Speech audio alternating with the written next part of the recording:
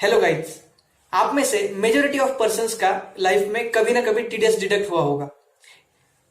या वो आपके एम्प्लॉयर ने काटा हो सैलरी में से, या फिर बैंक ने काटा हो एफडी इंटरेस्ट में से। तो ये टीडीएस क्या होता है?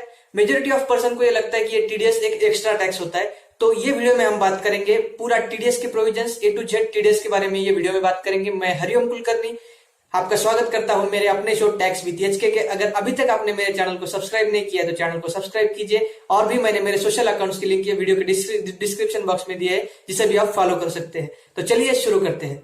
ये वीडियो में हम बात करेंगे 6 इंपॉर्टेंट पॉइंट्स के बारे में regarding TDS. First, assessment year. Second, form 16 and form 16A। Third, form 26AS। Fourth, self assessment tax and income tax refund. ये सभी पॉइंट्स के बारे में डिटेल्स में डिस्कस करेंगे।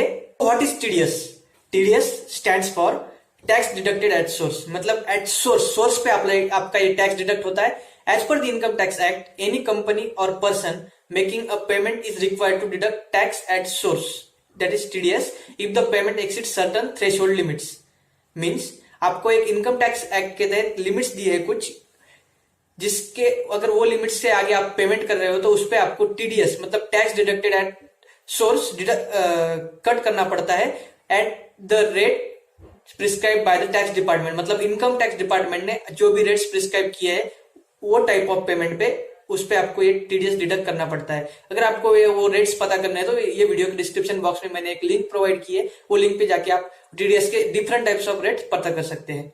सो जैसे कि हमने देखा, TDS is not extra tax imposed on you, but it is a way of collecting tax by income tax department। मतलब एक जरिया है आपसे टैक्स वसूल करने का। तो मतलब टीडीएस जैसे ही और दो मेन मेथड से, जो मेथड से आपको इनकम टैक्स डिपार्टमेंट आपसे टैक्स वसूल करती है, वो है टीसीएस और एडवांस टैक्स। तो एडवांस टैक्स के बारे में मैंने ऑलरेडी एक वीडियो अपलोड कर दी है मेरे चैनल पे, उस आप आई बटन पे क्लिक करके वो देख सकते हैं। और टीसीएस के बारे में हम कल जो मैं वीडियो अपलोड करूंगा उसके बारे में, टीसीएस के बारे में पूरी प्रोविजन डिस्कस करेंगे। तो first concept, what is assessment year. आप जो इनकम फाइनेंशियल ईयर में कमाते हो उस पे आप टैक्स पे करते हो अगले ईयर में, मींस उसको बोला जाता है असेसमेंट ईयर। एग्जांपल के तौर पे, अगर आपने कोई इनकम कमाई 2018-19 में, तो उस पे आप टैक्स पे करते हो सेल्फ एसेस टैक्स। मतलब खुद उस पे टैक्स कैलकुलेट करके आप वो अगले फाइनेंशियल ईयर मतलब 2017-18 में पे करते हो। इसे बोलते हैं सेल्फ असेसमेंट टैक्स। तो इस सेल्फ असेसमेंट टैक्स की वजह से ये होता था कि कई सारे लोग अपना इनकम टैक्स रिटर्न ही फाइल नहीं करते थे, या जो भी करते थे वो आपका पूरा इनकम वो इसमें मतलब वो पर्टिकुलर रिटर्न में शो नहीं करते थे। इससे वो या तो टैक्स की चोरी कर लेते थे या टैक्स इवेजन कर लेते थे इनकम टैक्स की भाषा में। इनकम टैक्स के लिए हर एक पर्सन की इनकम या पर्सन का रिटर्न वेरीफाई करना पॉसिबल नहीं था।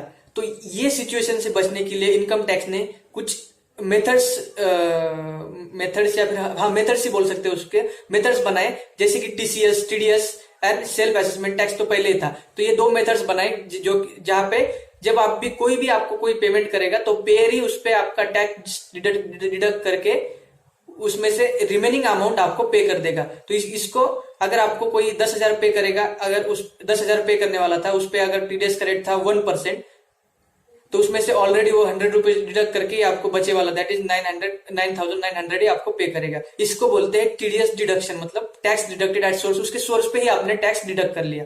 तो इसको समझते हैं कि एक एग्जांपल से, मान लीजिए मेरी बैंक में एफडी थी 10 लाख रुपए, जिसपे मुझे सालाना मतलब पर एनम इंटरेस्ट मिलता था 10%, जो कि मेरी अमाउंट हो जाती थी इंटरेस्ट की 1 lakh rupees, that is 1 lakh रुपए।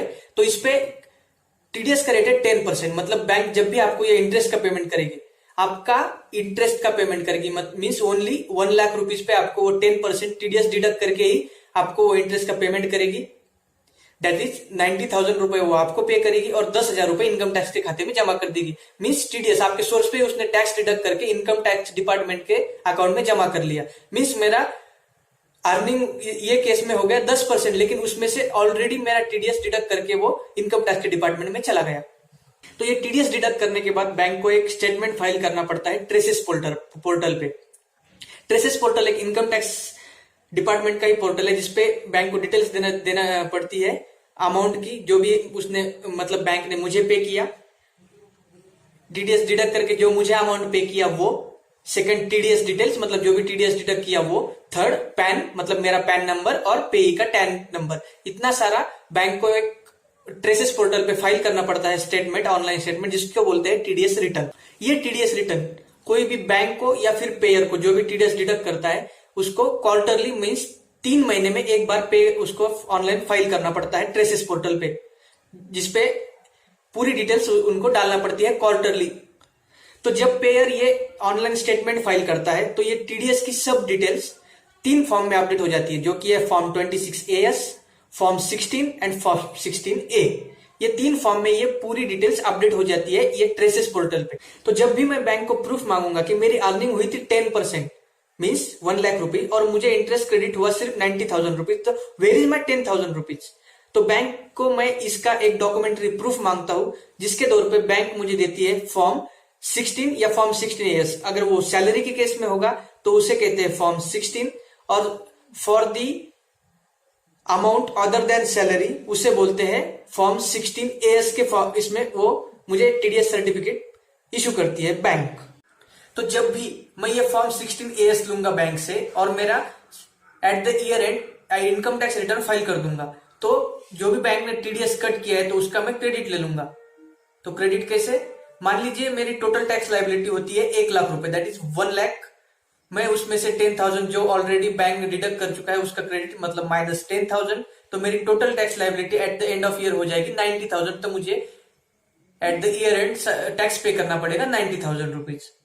और इसका वाइस वर्सा, अगर मेरी टैक्स लायबिलिटी है 0 और ऑलरेडी मेरा 10,000 रुपीज टैक्स मतलब टीडीएस डिडक्ट हो चुका है, तो मुझे ये 10,000 रुपीज जो भी मेरा टीडीएस डिडक्ट हुआ है उसका रिफंड मिल जाता है, जिसको बोलते हैं इनकम टैक्स रिफंड।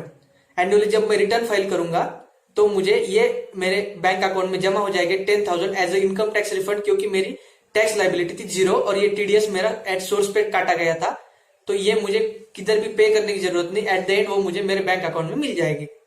तो सैलरी पे जो टीडीएस डिडक्ट होता है उसके बारे में अगर आपको समझना है तो सेम एग्जांपल में आप बैंक की जगह पे रखेंगे एम्प्लॉयर और मेरे जगह पे रखेंगे आपको, मींस एज ए एम्प्लॉय आप उस पे रखेंगे, और वो पेमेंट की जगह पे जो भी आपको डॉक्यूमेंट्री प्रूफ दिया था बैंक ने, तो एम्प्लॉयर आपको देगा फॉर्म 16, क्योंकि फॉर्म 16 है सैलरी के लिए और फॉर्म 16A है